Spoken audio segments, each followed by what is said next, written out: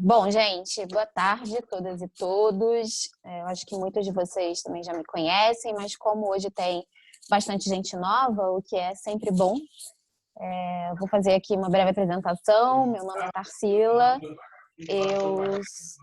Acho que alguém está com o microfone.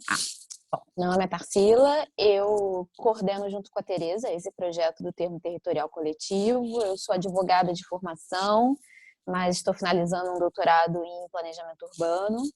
Então, estou nesse projeto já desde o iniciozinho. Então, a gente tem aí algumas coisas para debater, para aprofundar, como a Tereza colocou, e eu espero poder auxiliar todo mundo a entender um pouquinho melhor como é que funciona na prática o termo territorial coletivo, né? Porque a gente já vem falando muito dele, da ideia, do que ele significa, como é que ele pode ajudar, mas a gente falou muito lá atrás sobre como ele se estrutura de fato e já tem um tempo que a gente não volta nesse ponto, que é super importante, não só para a gente entender, mas também para a gente saber como prosseguir, né? Como é que a gente vai construindo, ter uma noção de como são essas etapas de construção do termo territorial coletivo.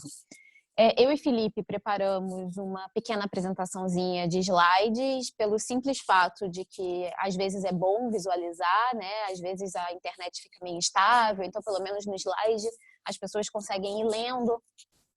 Então quem porventura não estiver conseguindo ver o slide, manda para a gente no chat alguma coisa que a gente vai vendo como arranjar isso no curso da apresentação, tá bem? E aí a ideia é que depois dessa minha breve apresentação, que a gente então esclareça dúvidas que com certeza vão surgir, já existem, né? E vão surgir ainda mais. A gente mesmo que já está envolvido nessa pesquisa, envolvido nesse projeto há bastante tempo, a gente vive discutindo dúvidas entre nós, então a ideia é que a gente possa fazer um debate, esclarecer algumas delas, pensar junto outras, enfim, e avançando na nossa compreensão do que seria esse instrumento e como colocar ele em prática de fato, tá bem? Vai lá, Felipe, passa aí.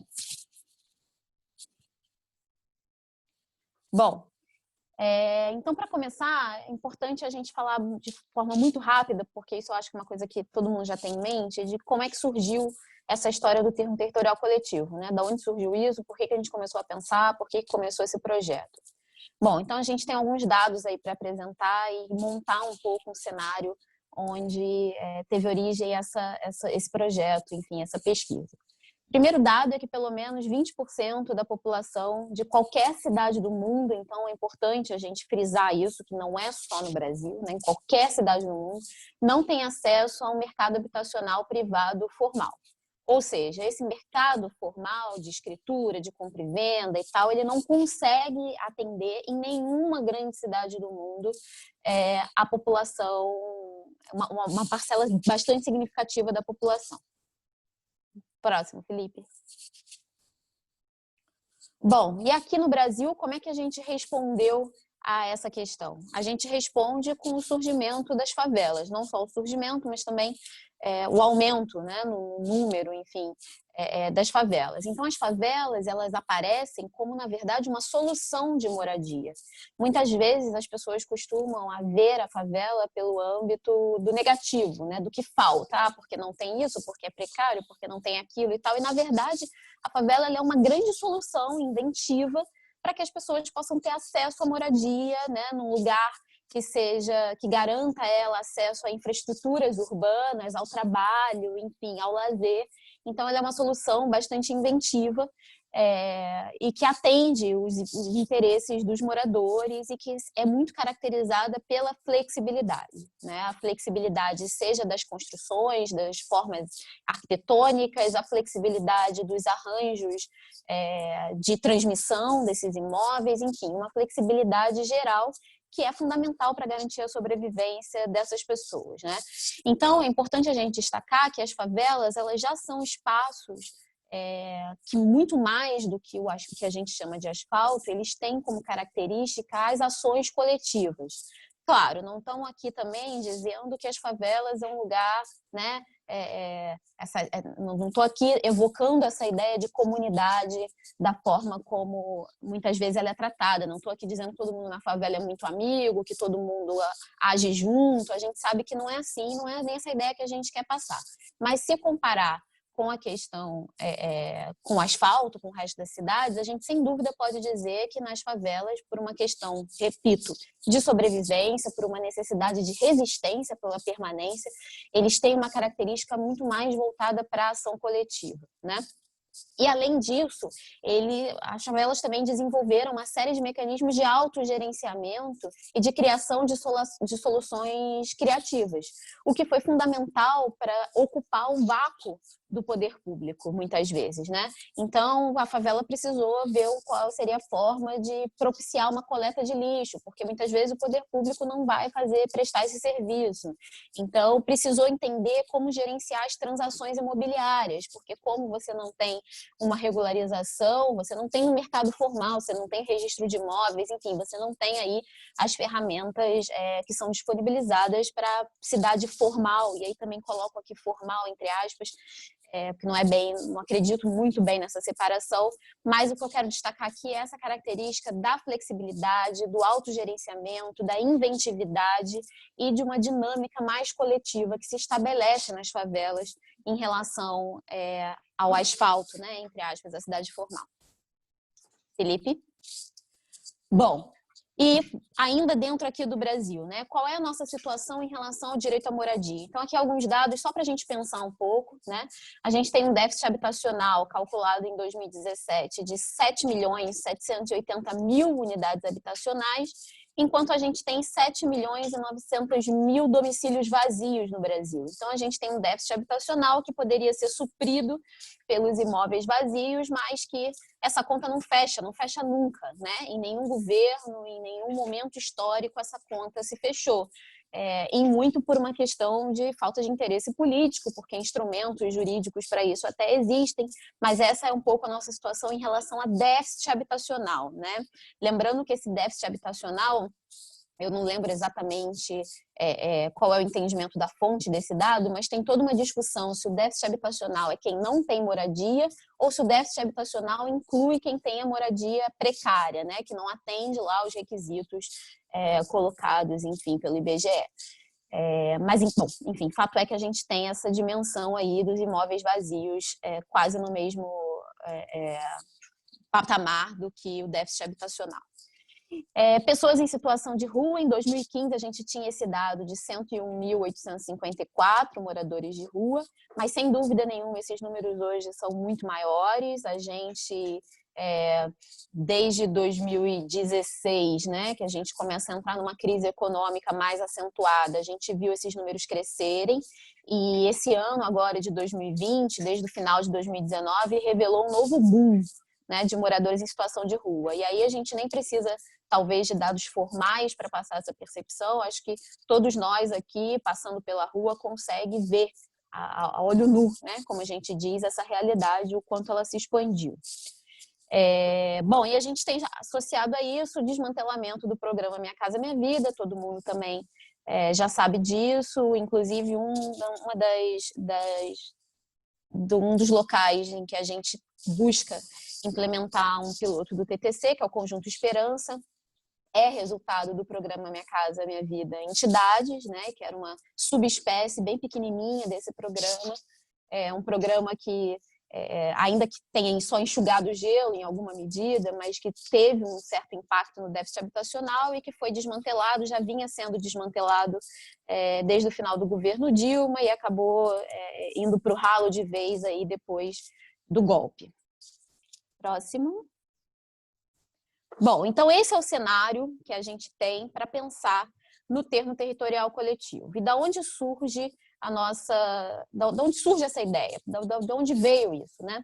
Veio de uma inquietação de várias pessoas que trabalham especialmente com favelas, mas também com outros tipos de loteamento consolidado, uma inquietação com a insegurança da posse dessas pessoas, né? Então a gente tem aqui alguns casos exemplares, como por exemplo a remoção da Vila Autódromo, né? Que foi, enfim, algo mundialmente noticiado e tal.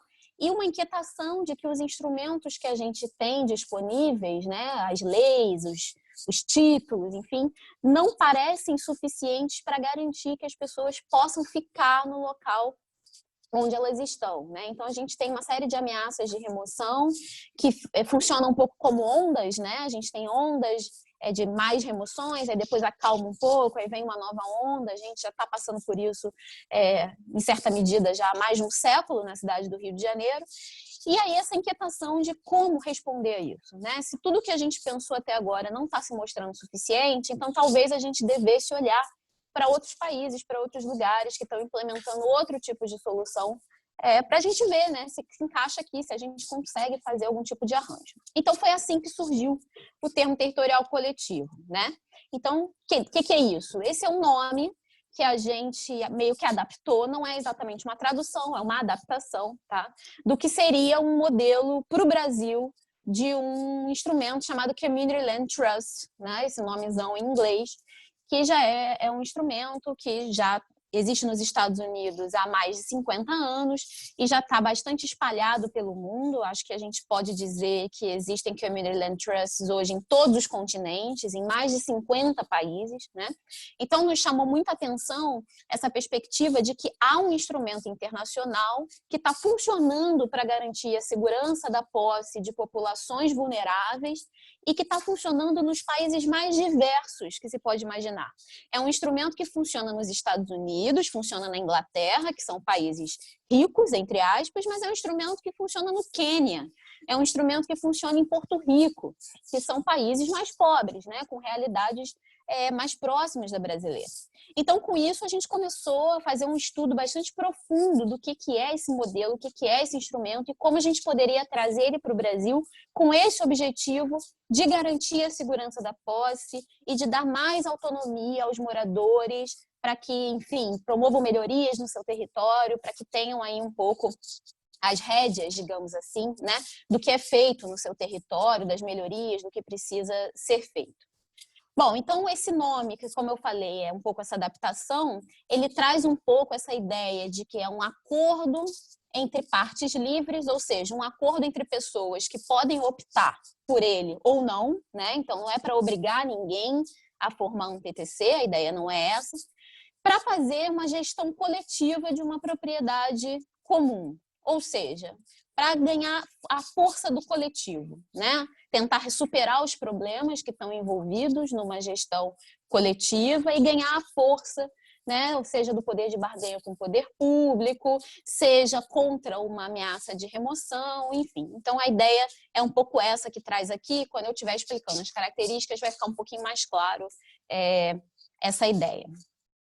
Pode passar. Bom, então aqui, resumindo, em poucas palavras, o que é o TTC? O TTC é um modelo de organização coletiva do território, né? Qual é a forma que se estabelece o TTC? Como fazer isso funcionar? Funciona assim. A gente separa a propriedade do solo da propriedade das construções. E essa é uma ideia que não é muito fácil, porque a gente está muito acostumado a comprar uma casa, e quando a gente compra a casa com a terra junto, né? A gente compra ali o imóvel tudo junto, e é isso, a gente está acostumado a pensar dessa forma. Mas qual é a grande questão? Como todo mundo sabe, as casas elas variam de preço em relação a, por exemplo, onde elas estão localizadas, né? Uma casa de 50 metros quadrados no Leblon, ela custa um preço, uma casa de 50 metros quadrados na Vila da Penha custa outro, uma casa de 50 metros quadrados em Itaguaí custa outro.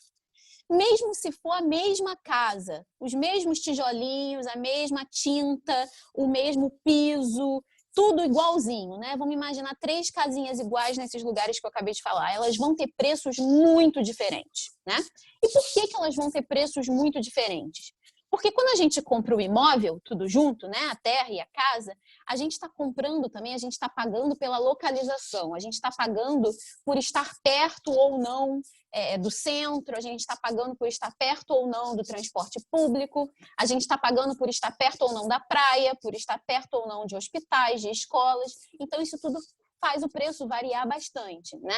E é por isso que as favelas situadas na Zona Sul, aqui do Rio, por exemplo, são tão cobiçadas, né?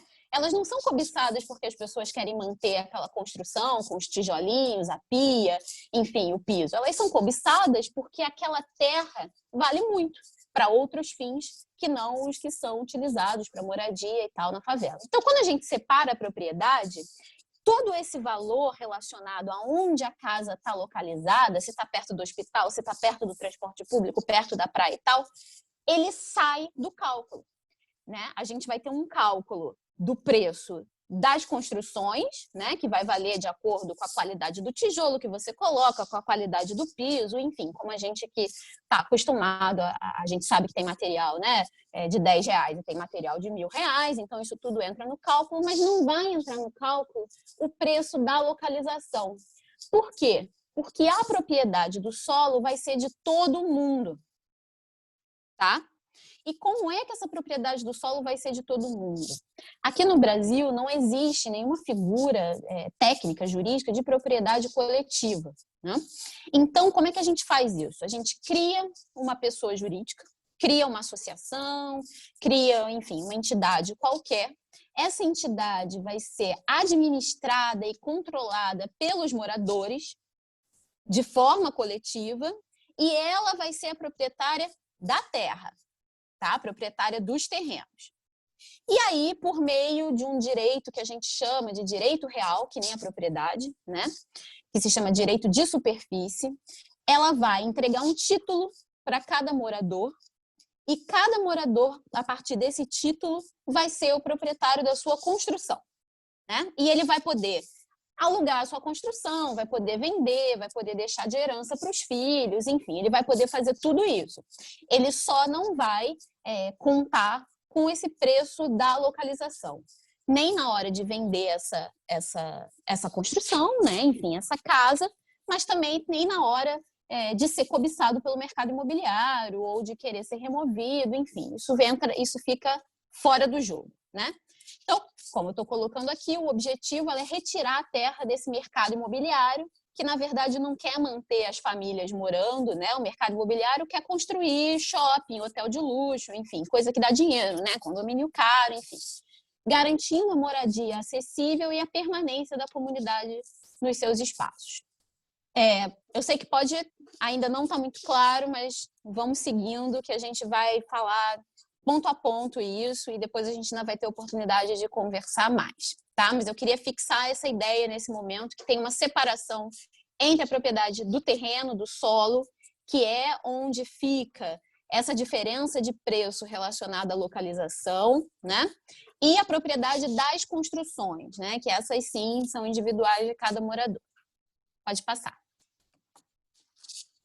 Bom, aqui só para ilustrar um pouco o que eu vinha falando, né? São reportagens de organismos e jornais de vários lugares do mundo falando sobre o Community Land Trust, que é essa figura que a gente está adaptando aqui para o Brasil. Aqui, pode passar, Felipe, só para vocês terem uma ideia, todos esses pontinhos roxos, esse mapa é o mapa dos Estados Unidos, e todos esses pontinhos roxos são Community Land Trusts, né? Para vocês verem como é que tem pelos Estados Unidos inteiros já. Pode passar. Aqui também, para vocês verem, esse aqui é o mapa da Inglaterra, e para vocês verem, todos esses pontinhos também são Community Land Trusts. Então, vocês verem como é que está bastante disseminado. Também tem em vários outros países, como eu falei, no Quênia, tem na França, tem na Austrália, enfim, a gente não tem aqui o mapa com todos eles direitinhos, mas são mais de 50 países que contam com esse tipo de arranjo atualmente. Pode passar. Bom, então quais são as características básicas para qualquer termo territorial coletivo? Essas características básicas, elas são inspiradas nesse modelo mais antigo e mais disseminado pelo mundo do Community Land Trust, né?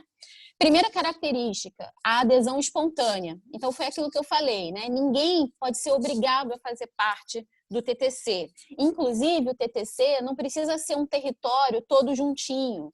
Então, ele não precisa ser um grande retângulo que pegue, sei lá quantas casas de uma comunidade. Não, pode ser um pontinho aqui, um pontinho ali, aí separa duas casas que não querem, aí outra quer.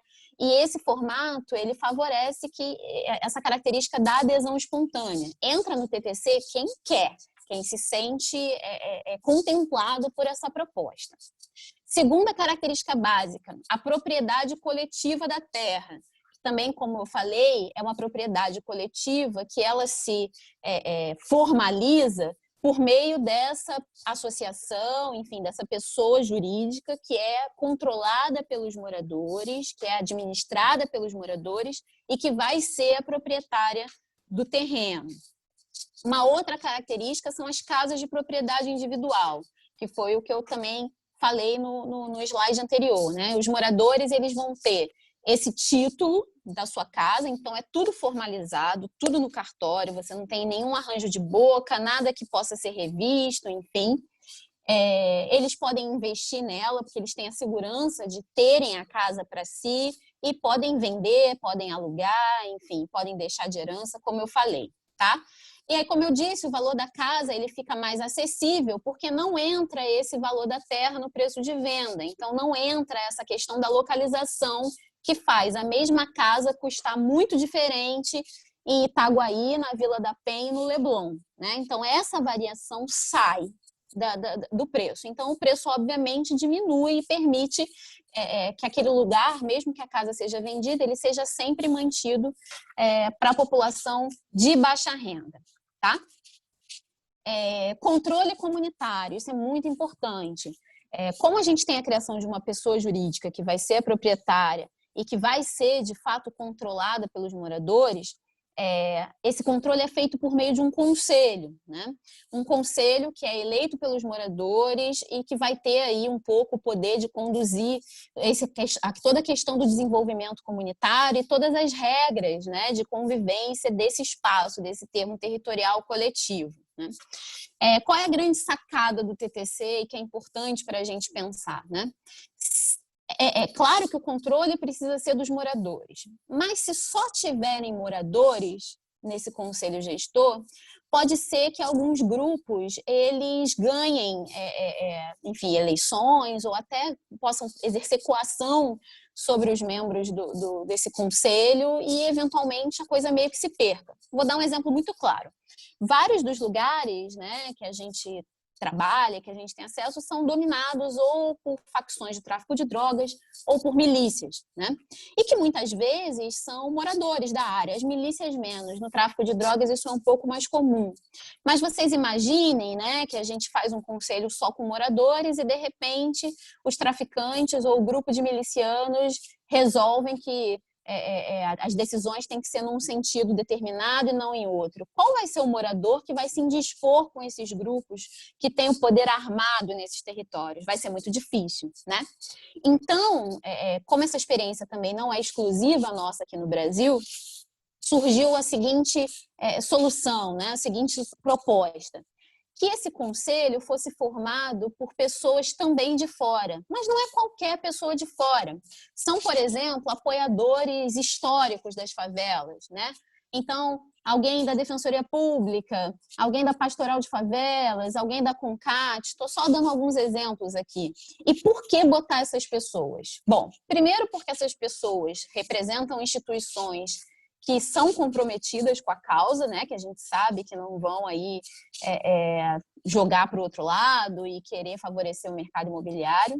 Segundo, essas pessoas são mais difíceis de serem coagidas por esses poderes locais, né? É muito mais fácil para um traficante ou para um miliciano coagir um morador do que coagir um membro da Pastoral de Favelas, né? Ou coagir um defensor público, só dando um exemplo aqui. Então, isso dá mais segurança para esse arranjo, para esse controle comunitário. Então, não é que essas pessoas vão ser protagonistas e vão decidir tudo numa área que não é delas. Não é nada disso. Eles vão continuar no papel de apoiadores, porque já são apoiadores históricos, e vão garantir uma proteção extra para esse arranjo de controle comunitário. Tá? Bom, e a última característica aqui das básicas que a gente traz é a questão da acessibilidade, né? O objetivo primordial do TTC é garantir que essas moradias sejam permanentemente acessíveis. Acessíveis, é claro, para moradores de baixa renda, né? E isso a gente consegue esse resultado exatamente pela separação entre a terra e as construções, e aí você consegue manter as construções dentro de um padrão, de um preço acessível, ainda que elas sejam vendidas, enfim, transmitidas. Próximo, Felipe.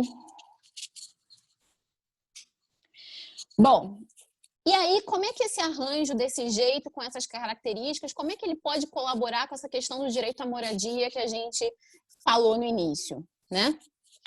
A gestão coletiva da propriedade, ela permite um ganho de força, né, dessa população. Vocês imaginem, vamos pegar aqui o caso da Vila Autódromo como exemplo, que eu acho que é um caso que todo mundo conhece, né? Uma das estratégias usadas pela prefeitura, que inclusive o Marcelo acabou de citar, que estaria sendo usada agora também, nesse caso de remoção lá em Vargem Pequena, que está acontecendo nesse momento, é a estratégia de ir individualmente nas pessoas e falar, olha, ou você aceita aquilo que eu estou te propondo, ou então você vai ficar sem nada. Ou então uma estratégia pior ainda, de conseguir que uma pessoa abra mão ali da sua casa, amedrontada, enfim, e aí você derruba a casa daquela pessoa, deixa só os escombros, e aí a comunidade vai ficando, né, cheia de escombros. Enfim, então as negociações que são feitas individualmente, elas tendem a fragilizar os moradores, né, porque a gente individualmente é muito mais frágil para resistir. Agora, vocês imaginem se a prefeitura tiver que negociar com uma associação, enfim, com uma pessoa jurídica que tem toda essa terra. Ele vai ter que sentar com um conselho gestor, que vai ter essas entidades também envolvidas e vai ter que negociar em outros termos, né? Ele não vai poder chegar para a pastoral de favelas, que tem setor jurídico, para a defensoria pública, para a CONCAT e falar, olha, ou você aceita ou eu vou botar sua casa abaixo, né? Então, você tem um ganho de força da comunidade com esse instrumento do termo territorial coletivo, né? Outro ponto importante, essa separação entre a propriedade do terreno e a propriedade das construções, ela permite uma costura de interesses individuais e coletivos. Porque qual é muitas vezes o interesse individual? A pessoa quer ter o seu patrimônio, né? A pessoa lutou a vida inteira por aquilo, ela quer poder ir num banco e dar aquilo, dar sua casa como garantia, ela quer, enfim, deixar aquilo para os filhos, ela quer saber que se ela tiver uma dificuldade, ela vai poder alugar, ela vai poder vender, enfim. Esse é um anseio individual bastante legítimo, que o TTC permite que aconteça, não pela propriedade individual, né, clássica, como a gente vê, mas por um outro direito real, que é o direito de superfície, né, permitindo essa transmissão e tal. Mas, ao mesmo tempo que ele garante esses anseios, né, essas necessidades individuais, ele também permite que se garanta um aspecto coletivo, né, da permanência de todos, de uma valorização de todo o patrimônio, da necessidade de união para a garantia da segurança da posse de toda uma comunidade. A gente sabe que muitas vezes a sobrevivência em favelas, em loteamentos, ela depende muito das redes de solidariedade que se estabelecem entre vizinhos e tal. Então, ele permite juntar as duas coisas. Fala assim, olha, você vai poder ter aqui, você tem seu direito respeitado, se você quiser vender, você tem que ter sua casa formalizada, tudo bem. Mas vamos juntar isso também com essa força coletiva, né? Vamos buscar um instrumento que consiga formalizar das duas formas, né? Então, o TTC ele permite exatamente isso, né? E isso é uma das suas maiores riquezas, na minha percepção, né? Então, com tudo isso, ele tem um maior potencial de garantia do que a gente chama de segurança da posse, que nada mais é do que segurança de que você pode se manter no lugar que você está, se assim você desejar. Não é também para engessar ninguém onde está e falar agora você vai ter que viver e morrer aí porque é isso. Não, não é desse jeito. Mas quem quer ficar, pode ficar. E vai continuar podendo, né? A gente não vai ter um aumento do custo de vida, não vai ter, a gente, né, consegue um arranjo em que as pessoas que queiram ficar podem ficar. E aí é aquilo, né, que a gente o tempo todo fala aqui, não adianta dar casa sem garantir que as pessoas possam permanecer. Então não adianta também dar título para a pessoa, dar lá o papel dizendo que ela é proprietária, quando junto com o título vem a conta de água, a conta de luz, a internet, e aí a pessoa simplesmente não consegue muitas vezes ficar, né? Porque não tem como marcar com todos esses custos, vem o IPTU, enfim. Então, é para dar conta de tudo isso que serviria o termo territorial coletivo. Passa, Felipe, por favor. Bom, então como é que se estrutura o termo territorial coletivo, né? Vamos para a parte mais chatinha um pouco. Primeiro, essa questão dessa pessoa jurídica, né, que é administrada pelos moradores, gerida pelos moradores e que é, na verdade, a proprietária dos terrenos, né? Como é que funciona? Essa pessoa jurídica ela é criada a partir da mobilização dos moradores, e isso é muito importante também. Ninguém vai chegar para uma determinada comunidade, ou enfim, para um determinado loteamento e falar, olha, eu estou aqui, quem é que vem aqui assinar esse contrato para a gente abrir uma pessoa jurídica e começar um TTC?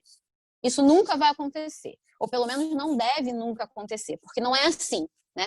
O processo ele tem que ser o contrário. O processo tem que partir da mobilização dos moradores. Como é que a gente opera aqui nesse projeto, né? A gente mostra a ideia, a gente apresenta, e só a partir do momento em que os moradores começam a querer aquilo é que a gente começa a pensar em estruturar. Mas tem que ter uma mobilização dos moradores, uma mobilização da comunidade, para que a gente possa começar a pensar nessa criação, tá? Ninguém vai já chegar ali com a coisa pronta, assina aqui para virar uma associação, para fazer um TTC e tal. Não é desse jeito que é para funcionar, tá? Essa pessoa jurídica, então, que é criada a partir dessa mobilização dos moradores e gerida por eles, ela é a proprietária formal da terra, né, dos terrenos, como eu falei aqui, né? Ela conta com um conselho gestor eleito pelos moradores em formato a ser decidido por eles. Uma sugestão é essa que eu falei aqui, que a gente tenha pessoas, apoiadores também compondo esse conselho gestor para dar mais segurança a ele, especialmente em face desses grupos de poder que atuam nesses territórios. Mas a decisão ela é de cada comunidade. Então, por exemplo, se tem uma comunidade que não tem tráfico, que não tem milícia, né, um loteamento que está ali muito bem obrigado em termos de segurança e tal, e ele entender que não tem que ter apoiador, tudo bem, né? Mas, via de regra, essa tende a ser uma sugestão bacana, porque já foi experimentada em vários países, enfim, em vários locais, e cabe a gente levar em consideração, tá? Mas a palavra final é sempre da comunidade, é sempre dos moradores para dizer qual é o formato que preferem. Bom, pode ter, essa pessoa jurídica pode ter vários formatos, né? Como a gente diz no direito, societários, né? Então, ela pode ser uma associação, eventualmente ela pode ser uma fundação, enfim, tem um monte de formas técnicas que ela podem ter, mas é importante que ela seja constituída especificamente para o TTC. E por que eu estou destacando esse aspecto aqui? Porque a gente sabe que tem muitas associações de moradores que já são formadas, enfim, já estão lá, mas que às vezes são cooptadas por esses grupos armados, às vezes não representam os interesses de todos os moradores, e os moradores tendem a ver com desconfiança, né? Alguns colocam assim pra gente, mas então essa pessoa vai ser associação? É do tipo, bom, que se for associação eu não quero, né? Então não, é importante que seja uma pessoa jurídica constituída especificamente para o TTC. É um novo pacto que se firma entre aquelas pessoas naquele território. Então, o ideal é que não se aproveite essas formas que, enfim, que foram originadas em outros momentos e de outras maneiras, né? Bom, tem que se garantir no estatuto. O que é o estatuto? O estatuto é o documento que formaliza essa pessoa jurídica, que cria, né? E ali é que estão as normas mesmo do que vai ser. E é muito importante que nesse estatuto esteja garantido meios que permitam a participação mais ampla possível dos moradores. E aí, o que eu quero dizer aqui? Bom, a gente tem um conselho gestor. Então, vamos imaginar que numa determinada comunidade esse conselho gestor tenha 10 pessoas. Mas 10 pessoas não podem falar por 300 pessoas, né, se for o caso. Então, é importante que, mesmo havendo esse conselho gestor, que se criem mecanismos para ouvir todo mundo e para garantir que as decisões sejam as mais coletivas possíveis, né? E aí tem vários formatos, enfim, cada comunidade também sabe um pouco o que funciona melhor, e aí cada uma tem liberdade para decidir. E o ponto mais importante, né, que ficou aqui para o final, essa pessoa jurídica não pode vender a terra. Então, se você ficou pensando assim, poxa, mas aí ela vai ser dona da terra e aí vai que junta um grupinho lá, recebe uma proposta de uma construtora e quer vender tudo e aí vai vender a minha terra, como é que fica? Não pode, tá? vai estar lá no estatuto de que ela não pode vender a terra, ela não pode usar a terra para pegar empréstimo, não pode nada disso, né? Ela só pode administrar esse território, administrar esse terreno em benefício dos moradores, tá bem? Então, isso é um aspecto muito, muito, muito importante para a gente refletir sobre o TTC. Próximo, Felipe. Bom, e qual é o segundo ponto fundamental para a estrutura do termo territorial coletivo? É essa questão que eu já falei anteriormente da separação da terra e das casas, tá? Como é que funciona isso? Como eu falei anteriormente, a terra vai ser de propriedade da pessoa jurídica, que é, repito, criada e gerida pelos moradores a partir de um processo de mobilização deles, né? Então, não é uma coisa que é imposta, não é uma coisa que já existe, não. É uma coisa que se cria a partir dessa mobilização. As casas, por sua vez, serão dos seus respectivos moradores. Para a gente fazer essa separação, a gente usa um instrumento chamado direito de superfície, do mesmo jeito que tem o direito de propriedade, a gente tem o direito de superfície, né? Que é documentado em cartório, que pode ter valor econômico, que traz segurança aos moradores, porque é uma formalização, tá? Com esse direito de superfície, tudo que tiver no terreno delimitado pelo TTC, garagem, quintal, casa, todas as construções do terreno vão ficar de propriedade dos moradores. Só o terreno em si, que é um pouco essa ideia da localização, né? Essa ideia que a gente tem, isso é que fica com o TTC. Então, quando eu estou falando de separar a casa da terra, não é no sentido literal. Ah, então meu quintal vai ser do TTC e a minha casa, né, só as paredes e o teto vão ser minhas. Não, seu quintal continua sendo seu, né? Quando a gente está falando de terra aqui, a gente está falando de uma coisa mais abstrata, né? Não é exatamente onde a gente pisa, mas é toda essa dimensão da localização e tal que está aí incluída nessa ideia do terreno, tá?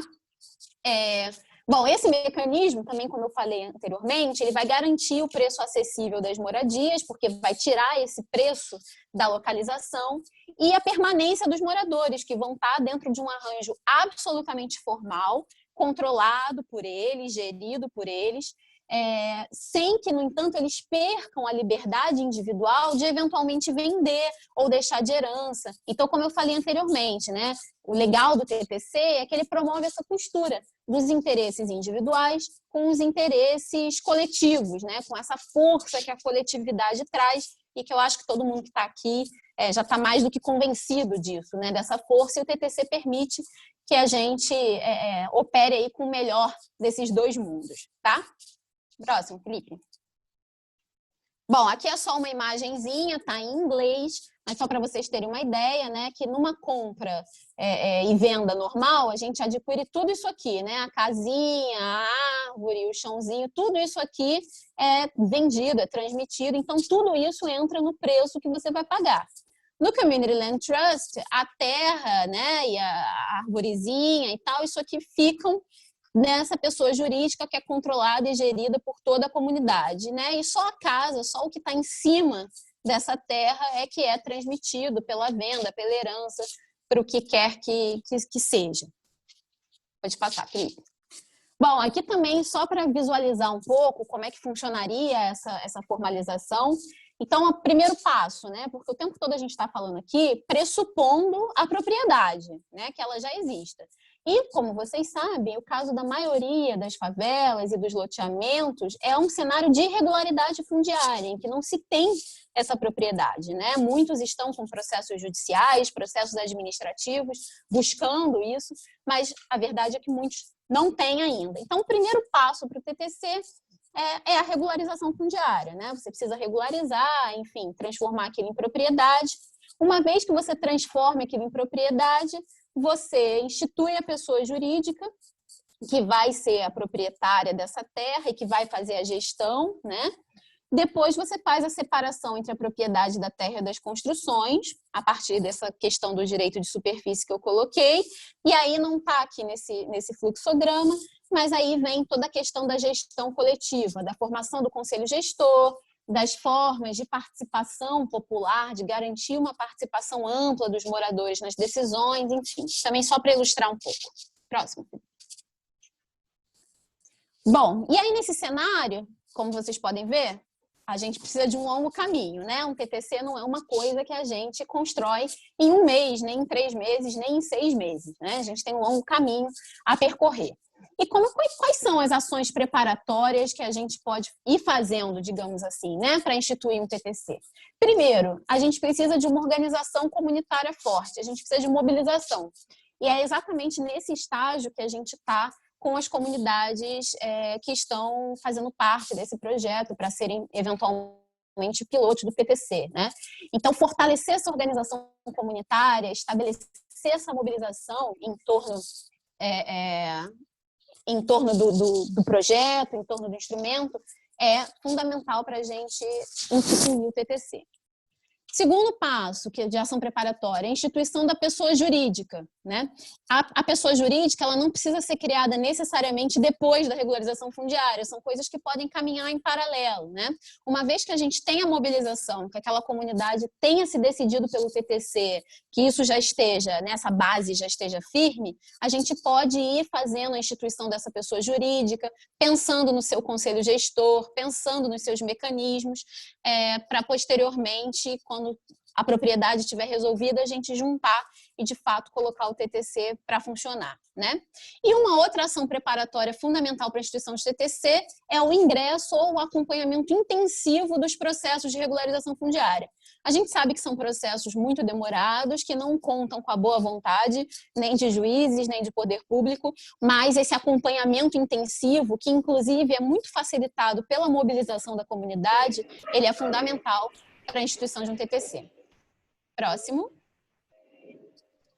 Bom, quais são as condições necessárias? O que uma comunidade deve ter para a criação de um TTC, né? E esses critérios foram um pouco que a gente utilizou para selecionar os pilotos dentro das comunidades que demonstraram interesse. Primeiro, a gente tem que ter uma comunidade consolidada, com alto grau de pertencimento, ou seja, que tenha um grau importante de desejo de permanecer naquela terra, que tenha um histórico envolvido, um alto percentual de famílias sem título à terra, mas com uma chance razoável de adquirir, né? Então, lugares em que a pessoa ainda não tem a titulação, mas tem todas as condições para uma uso capião, ou que tem todas as condições para entrar administrativamente e requerer aquela terra, enfim. Então, esse jogo aí dessa chance razoável. A percepção ou uma experiência com ameaça de remoção ou deslocamento. Isso por quê? Isso porque essa percepção e essa experiência, elas tendem a auxiliar muito na mobilização.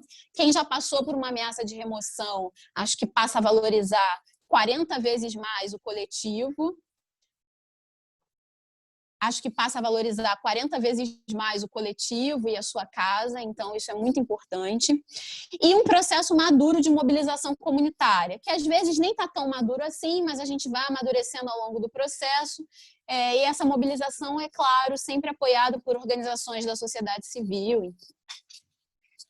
Bom, o próximo slide aqui é uma foto do Cânio Martim Penha, né? Quem já esteve aqui com a gente sabe que é a nossa maior inspiração, porque é o primeiro caso que a gente tem conhecimento de aplicação do TTC, né? Do termo territorial coletivo, em uma favela consolidada, pelo menos uma favela mais parecida um pouco com a nossa, né? E uma realidade econômica e jurídica também mais parecida com a nossa, aqui na América Latina. Então, é o nosso caso mãe, digamos assim. Então, uma foto aqui para vocês terem noção do que a gente está falando. Próximo, Felipe. E aqui, um pouco quais são as nossas conclusões, né? Diante disso tudo, dessa estrutura toda que a gente apresentou, como o TTC pode efetivamente ajudar as favelas e os loteamentos consolidados? O que ele faz efetivamente? Então, primeiro, ele atende a essa preocupação primordial dos moradores pela titulação, pela formalização e pela permanência no local, né? Ele junta o melhor desses dois mundos, ele dá ao morador essa possibilidade de vender, de deixar de herança, de dar em garantia, ao mesmo tempo ele traz essa força do coletivo quando ele garante essa gestão territorial compartilhada. ele mantém as qualidades que a comunidade desenvolveu informalmente. Então, o TTC ele é um modelo que promove melhorias, mas sempre guiadas pelos desejos da comunidade, respeitando os seus processos, respeitando as coisas que ela já desenvolveu, as potencialidades que já estão ali inseridas. Então, essa dimensão de manter o que está bom e melhorar o que não está é uma grande força também do TTC. Terceiro, ele mantém o que tem sido de fato, né, que é um mercado acessível por moradia no Rio de Janeiro. Então, ele mantém essa característica da acessibilidade das favelas, que algumas, inclusive, já nem tem tantas, né? Algumas situadas na Zona Sul, mas eles mantêm essa característica de uma solução de moradia das favelas, sem deixar que elas vão cair na mão de especuladores imobiliários, especialmente nas áreas mais valorizadas, e que os moradores sejam expulsos para áreas cada vez mais longe, fiquem 3 horas no trânsito para chegar no trabalho, enfim, todas essas mazelas que a gente já sabe que acontecem nas cidades, né? E quarto, ele não só permite, mas ele encoraja que as favelas continuem a se autogerir, garantindo o controle do próprio desenvolvimento. Isso é muito importante, né? É o que vai evitar, por exemplo, que numa favela como o Complexo do Alemão, o poder público construa um teleférico, ao invés de construir uma clínica da família, ao invés de construir uma creche pública, né? Então, ele aumenta esse poder de barganha, né? Com toda uma rede de apoio, com toda uma rede de respaldo e uma vigilância que ela é proporcionada exatamente por essa institucionalização do coletivo que é proporcionada pelo TTC, né? O coletivo vira uma instituição que tem muito mais força para garantir essa autogestão no território. Bom, gente, é isso para fechar essa figurinha aqui que a gente super pegou na internet, que mostra um pouco o que a gente está falando, né? Então, a gente tem a terra aqui, né? O TTC, que aqui está com CLT, porque é de Community Land Trust, né? Não está traduzido, e todos os moradores suportando esse terreno, essa terra, né? Essa é a ideia básica do TTC, que de fato seja algo coletivo e que, enfim, empodere as comunidades para terem a sua terra e poderem trabalhar com ela. Era isso que eu queria compartilhar com vocês. Peço desculpas se me alonguei e vamos agora conversar sobre as dúvidas que certamente vão surgir e tentar debater alguns pontos.